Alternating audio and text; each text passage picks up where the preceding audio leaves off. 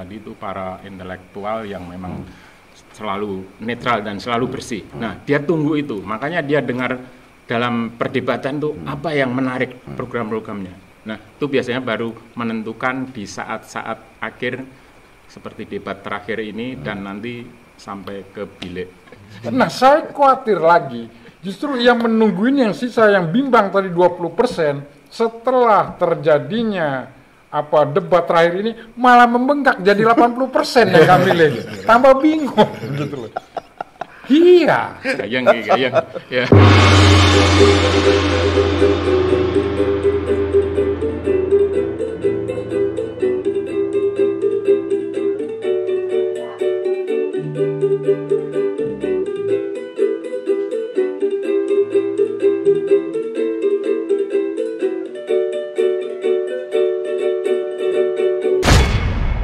Ku pejam mata ini,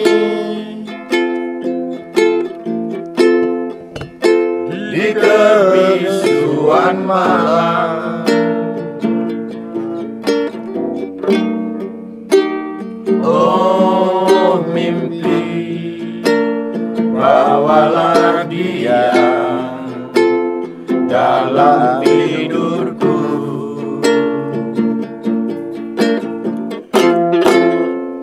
Untuk sebuah nama, rindu tak pernah pudar. Oh mimpi, di mana dia, dambaan hati. Biarlah hanya di dalam mimpi kita saling melepaskan rindu. Biarlah hanya di dalam mimpi ku cumbui bayangan dirimu. Kau satu segalanya bagiku, di antara berjuta di sana. Kau saja belahan jiwa ini, tak ingin yang lain di sisiku.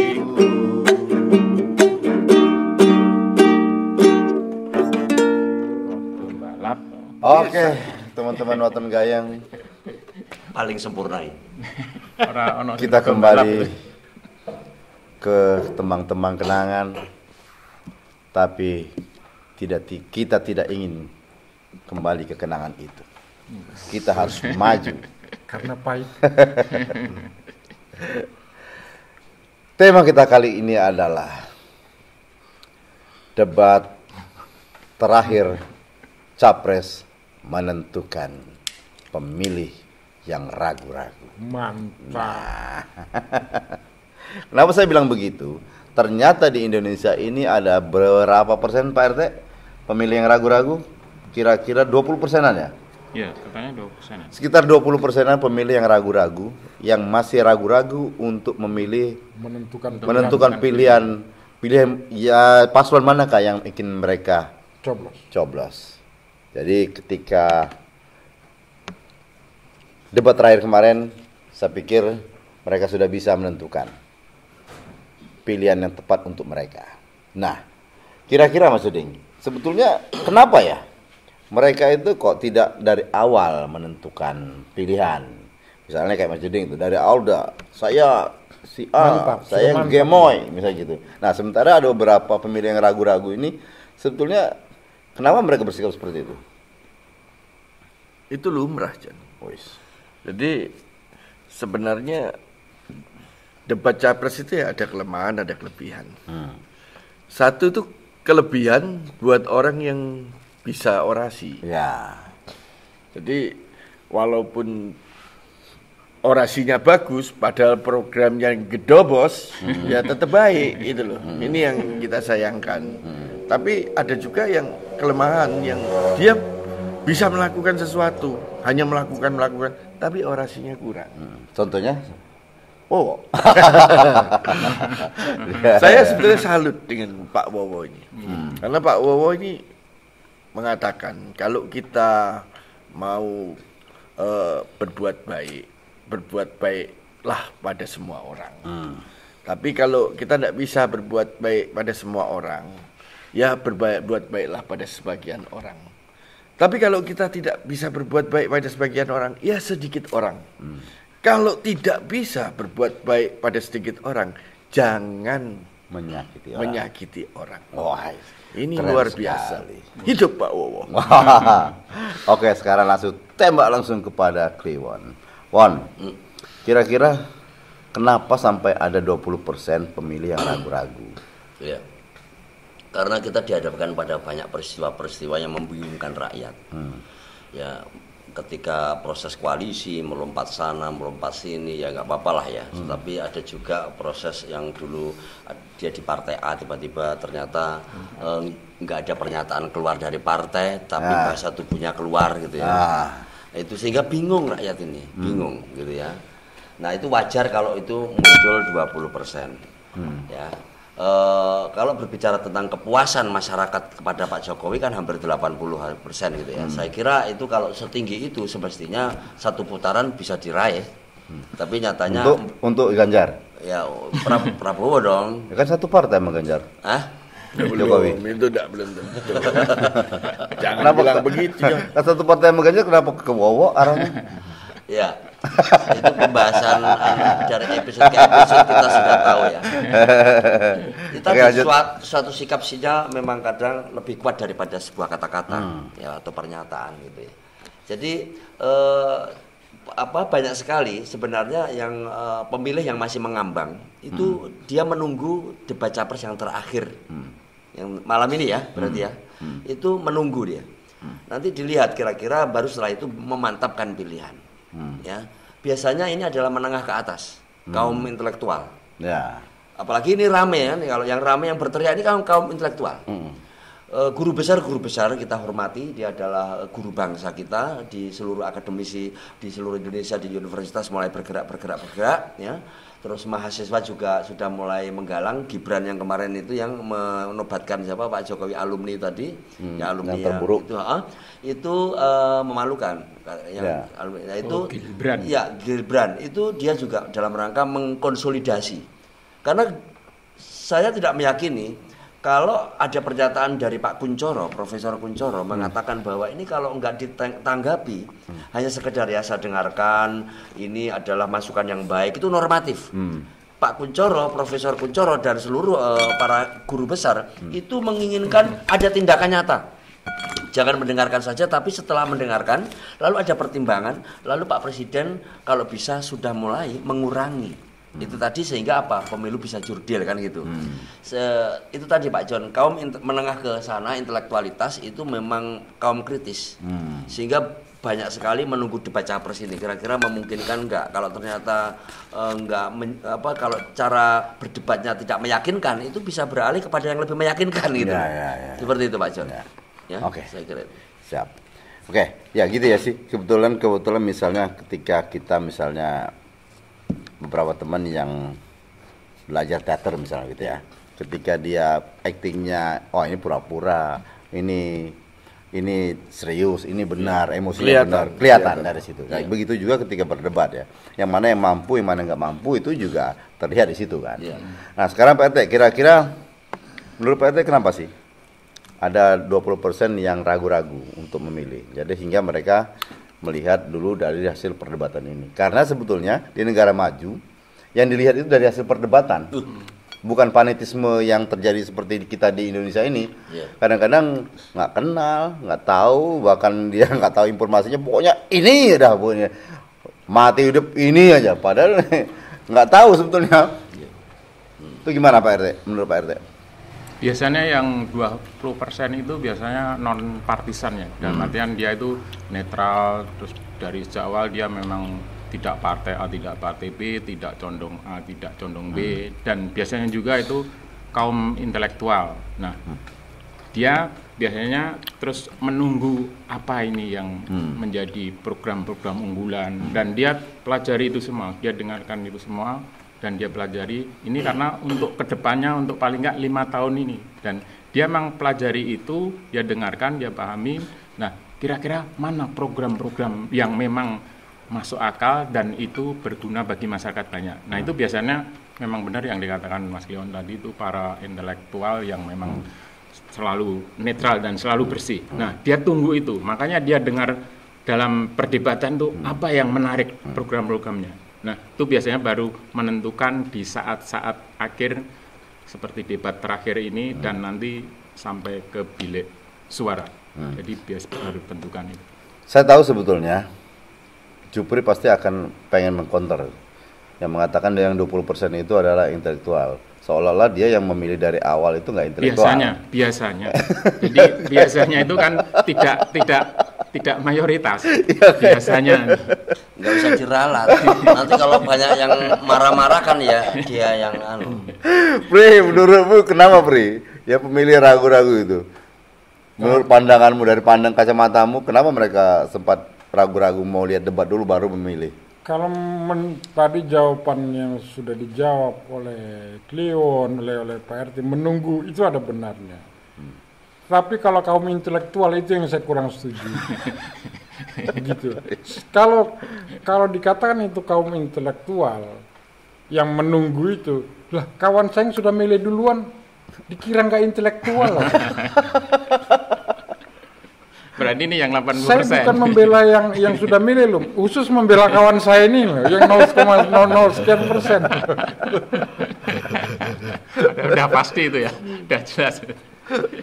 Karena gini sebetulnya ya, mungkin bisa jadi temanmu sebetulnya intelektualnya di atas rata-rata, karena dari awal dia udah tahu, lebih. Sehingga dia sudah tahu duluan. Bahkan dia ngatur mungkin dia ngirim WA. Program dia nyusun, jangan-jangan. Saya beneran bisa kacau. Jadi Pak John, ya tadi itu belum berarti juga. Artinya yang menunggu 20% ini kaum intelektual itu juga tidak mungkin, bisa jadi mereka bukan juga hanya kaum intelektual, mungkin juga orang yang bingung. Belum dong dari sejak awal. Orang bingung juga bisa kan? Orang bingung juga bisa kan? Nah, ini yang saya khawatirkan. Nah, justru ini yang saya khawatirkan. Nah, saya khawatir lagi. Justru yang menunggu ini yang sisa, yang bimbang tadi 20%, setelah terjadinya debat terakhir ini malah membengkak jadi 80% yang kami milih. Tambah bingung gitu loh. Iya. Gayang. Enggak, saya pikir kuat membengkak. Saya pikir tadi yang 20% itu ketika lihat debat ini malah tambah bingung, akhirnya golput. Jadi sebenarnya itu tadi salah memahami. Kaum intelektualitas bukan berarti yang sudah terlanjur memilih itu tidak intelek. Pernyataan Jupri, intelek beri gue gitu. Lah, saya kan melurus menegaskan apa yang sudah dikatakan Kliwon gitu. Dan dia juga sudah menyatakan diri bahwa dia nggak intelektual. Dia ada di 80% tadi yang duluan milih. Enggak, ini kan sebenarnya temanya terkait dengan kaum pemilih yang masih mengambang. Dan yang tidak mengambang seperti Coach Jeding, itu kan harapan dan doa kita tiba-tiba setelah melihat debat tadi dia sadar gitu loh. Bisa jadi kan gitu. Ya. Bisa jadi tambah mantep sih. Nah, kalau tadi itu tentang yang mengambang. Nah, sekarang kita balik. Jangan dikatakan mengambang apa. Kayaknya bahasa mengambang itu seperti apa aja mengambang.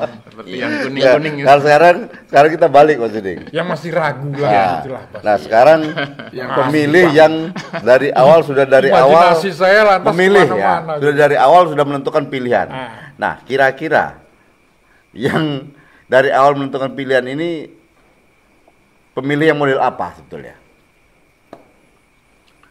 Jadi orang-orang yang bisa berpikir logis. Kita nggak logis. Sebetulnya sudah jelas. Paslon 1 adalah perubahan. Paslon 2 lanjutkan. Paslon 3 melanjutkan dan menyempurnakan. Sebetulnya yang harus Tepat koalisi. sekali. Saya anu dikit Mas, agak tertarik yang melanjutkan tadi itu Mas. Karena programnya melanjutkan, akhirnya dia kasih anaknya Mas untuk melanjutkan. Loh, bebas mau dikasih siapa aja bebas. Yang penting mampu, John. Ya. Yang penting mampu. Artinya kalau dia ngomong melanjutkan, Cocokologi gitu. melanjutkan dan menyempurnakan, artinya itu sudah baik. Ya. Sudah baik dan Betul. mari kita sempurnakan. Yang jangan malah salah gitu. Manusia mana ada sempurna? Nggak ada. Kesempurnaan itu hanya milik Betul. Allah. Jadi sudah dianggap baik. Yang saya bingung, kenapa kok yang nomor 3 sama nomor 1 ini malah koalisi. Yang nomor Padahal- 2 malah dimusuhin. Padahal programnya sama. Melanjutkan. Walaupun dengan menyempurnakan, mana ada sih yang sempurna? Kan nggak ada. Nah ini harus orang-orang harus cerdas ini. Oh, jadi menurut Mas Diding karena ya itu balik dari pertanyaan saya tadi Mas Diding mungkin belum tersentuh tuh. Kenapa Mas Diding sebetulnya dari awal sudah mau menentukan pilihan? Karena saya logis orangnya. Saya tahu, ini melanjutkan, jelas bagus kau melanjutkan. Ya, oke. Bagus itu. Wan, kamu kan salah satu sebetulnya, Begitu salah Pak satu John. sebetulnya saya tahu sebetulnya. Bisa jadi dia terhindar dari kebangkrutan yang lebih dalam. Kalau saya kasih dulu tahu, Leon termasuk salah satu orang yang dari awal sudah menentukan pilihan sebetulnya. Meskipun dari awal dia menentukan pilihan, tengah-tengah dia ragu-ragu, akhirnya dia menentukan pilihan lagi. Nah, kira-kira Enggak, Pak Jeding mengatakan logis tadi. Seakan-akan dia paling logis dan kita ini sangat tidak logis dalam hidup. Dan Jupri nggak suka dengan istilah mengambang, padahal hidupnya mengambang banget. Jadi gini loh, ketika dia bicara logis, padahal Pak Presiden ya ASN aparat itu harus netral. Nanti beberapa hari kemudian Presiden boleh memihak. Logisnya di mana itu? Artinya bisa berubah-berubah. Nah itu loh ya, yang kadang-kadang justru rakyat jadi resah, gelisah. Gitu. Oke, makanya ralat kata logis tadi ya. Saya lebih logis ya, ketika saya memilih satu istri gitu ya. Jadi nggak mau hubungannya, nggak ada hubungannya ya. ini udah mulai nyerang Tapi pribadi. istrimu nih. banyak sebetulnya. Yang Ya, satu nggak ada yang cocok sama dia satu, tapi yang satu nggak logis, lantas pindah ke lain. karena dia kurang bisa. Jadi Pak John, bahwa Kira-kira. keadilan, ya saya kira gini, kita bersyukur ya, ini kan debat sudah selesai, terakhir, kita tinggal berdoa semoga istilah kata chaos terjadi ini, mudah-mudahan tidak terjadi. Ya. Karena nanti akan efeknya luar biasa, rakyat makin menderita. Ya. Ya tapi yang jelas, jurdil, keadilan itu paling penting, ya jangan sampai terjadi ketidakadilan, karena saya sangat terinspirasi dengan Nasruddin ya. Nasruddin itu luar biasa. Yang korupsi itu? Nazarudin kalau Nazarudin Hoya. Nasruddin Hoja. Nasruddin itu melihat ini seperti kalau seandainya di dalam partai politik ketidakadilan, masalah hukum dan sebagainya ciptaan manusia. Tapi Nasruddin merenung bahwa pohon kecil, pohon besar kok buahnya kecil ya, pohon ceri kecil. Tapi ini nggak ada pohonnya, tapi godene labu. Jadi kayak nggak adil dalam penciptaan. Dia gelisah gitu, beberapa detik kemudian ndase ketiban ceri. Langsung dia merenung, ya Allah, nek segede labu ndas gon remuk iki. Artinya itu dia mulai merenung bahwa ternyata ketidakadilan alam itu ada maknanya. Ya tapi Nazarudin tadi juga mikir durian dia padahal. Durian juga besar di atas. Berduri lagi. Itu sangat membahayakan itu. Ya, ketidaklogisan Ya. itu kalau memang Tuhan berbicara tentang alam, ya Tuhan akan memberikan jawaban bahwa itu akan menemukan logisnya, menemukan jalannya. Makanya ketika kita berdoa, kalau terkait dengan doa itu logis. Jadi kalau kita minta apa saja dengan bahasa yang tidak pakai bahasa Arab, gak apa-apa Pak John. Ini tetangga saya bikin ini tambak itu, terus ditanya sama tetangga, "Lho Pak, kok gawe tambak opo?" Muga-muga aku gawe tambak berhasil, aku ben iso nguliahke anakku sampai sarjana. Nah cilakanya setelah anaknya sarjana, tambaknya rusak kabeh. Lho Pak, kok rusak? Jadi ra produktif. Ya doaku ternyata mengtekan sarjana. Ya artinya Terkabul gitu. kalau doa ya bablas kesisan bahagia dunia akhirat ngono lho. Tidak dibatasi. Panggung. Nah, maka doa kita mudah-mudahan besok pencoblosan itu makmur, tentrem, Ya. tidak ada kerusuhan itu aja. Oke, saya tahu sebetulnya dari awal podcast kita ini tentang politik ini Pak RT yang masih pemilih yang ragu-ragu. Dia tidak menentukan sikap sebetulnya. Nah, Pak RT mungkin dia mengklaim dirinya atau tidak, bukan mengklaim dirinya. Pak RT ini mungkin salah satu yang kaum intelektual tadi itu Mas ini, yang 20% tadi itu. Nah, menurut Pak RT sekarang, kalau pemilih yang sudah menentukan sikap dari awal, itu kita kira-kira itu pemilih yang model apa itu? Biasanya dia pertama mungkin dia partisan, dalam artian dia anggota partai politik tertentu. Nah itu otomatis mau nggak mau dan ngikuti kan. Terus mungkin dia secara sosiologis ya, dia satu daerah, misalnya jagoannya itu dari daerah tertentu. Nah dia otomatis itu udah terpanggil lah karena satu daerah. Atau mungkin ini satu keyakinan atau satu agama, walaupun itu nyerempet-nyerempet sara, tapi kan itu cukup dalam hati aja kan. Nah itu biasanya udah menentukan pilihan dari awal berdasarkan itu tadi. Ada satu lagi, Pak. Kenapa? Orang yang tidak logis biasanya yang boleh lebih awal. Tapi saya tadi menanggapi Pak Oke, RT. ini sekalian komentarmu ya dengan jawaban yang pertama saya tadi ya. Pak RT ini ya, wajar dia 20% untuk memilih itu bukan karena dia juga intelektual, saya juga karena bagaimanapun dia milih istri aja susah, apa dia milih presiden, makanya milihnya belakangan. Menghantam perorangan nggak boleh gitu ya. Jadi tadi kan semua kan tetap dipertimbangkan. Ya. Iya toh, semua ada pertimbangan. Kita milih presiden ada pertimbangan. Milih istri ada pertimbangan juga. Semua kan tetap pertimbangan. Enggak gobras-gabrus akhirnya terus cerai. Betul. Nah, kan malah enggak anu kan. Nah, daripada ada sesuatu yang tidak bagus di sebelumnya, mendingan Mendingan kita nggak pikir milih. kita pikir yang matang, yang kita pikir bener lah.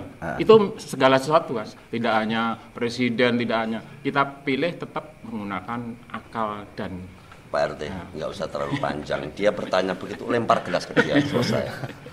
Sebetulnya ini apa memilih itu mencerminkan dengan kepribadian kita. Kita pelin-pelan apa enggak gampang lihatnya Dari dari apa? kehidupan kita sehari-hari. Misalnya kita punya istri. Kita punya istri banyak misalnya. Pelimpan itu. Bukan, tapi yang saling mencintai terus. Oh, iya. Cintanya sama.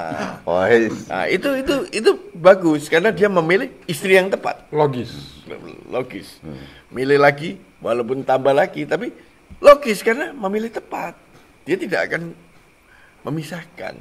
Tapi Jadi, kalau ketika dia dia- memisahkan istrinya sendiri, itu berarti dia salah memilih, kan begitu. Tapi ini bukan kau sedih, ini temanku yang lain. Itu jangan sampai nggak naik kelas gara-gara hadiah mama baru. Ya teman-teman nonton gayang, ya komentar Mas Jering tadi itu bisa jadi itu alibi, bisa itu juga benar. Ya.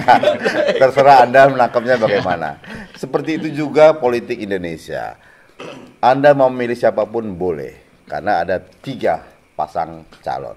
Anda memilih Ganjar boleh, tidak memilih Anies juga boleh, Yang tidak penting- memilih Prabowo juga boleh. Yang penting berani memilih. Ya, Jatuhkan artinya pilihan walaupun itu salah. Karena presiden itu nggak abadi, Pak Jor.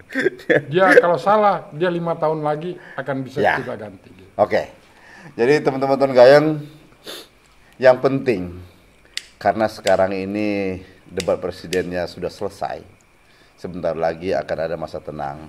Harapan kita semua adalah jangan sampai gara-gara pemilu kita bergontok-gontokan, apalagi sampai Siwa. chaos, sampai chaos. Itu akan merugikan bangsa kita, akan merugikan diri kita sendiri.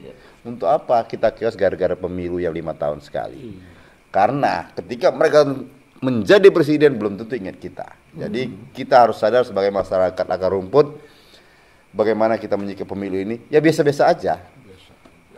Toh kita tetap harus bekerja untuk menghidupi keluarga kita. Sampai di sini dulu perjumpaan kita, sampai jumpa episode berikutnya. Bye-bye.